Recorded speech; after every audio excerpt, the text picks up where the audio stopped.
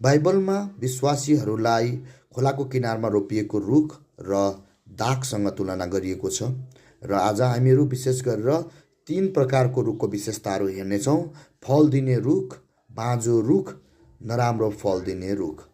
फल दिने रुखहरूलाई सबैले ढुङ्गाले हान्छन् र लाछिने गर्छन् र झटारो हान्छन्।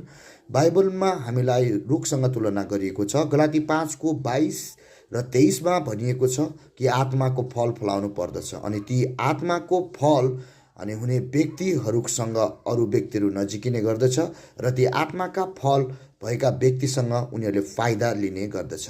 येशूले बाँझो डेभराको रुखलाई श्राप दिनुभयो। मत्ती 21को 18देखि 22मा परमेश्वरले क्रिस्चियन हुनुको आत्माको फल नफलाउने व्यक्तिलाई मन पराउनुहुन्न। परमेश्वरले खराब फल दिने रुखलाई घृणा गर्नुहुन्छ र उहाँले त्यसलाई काट्नुहुनेछ।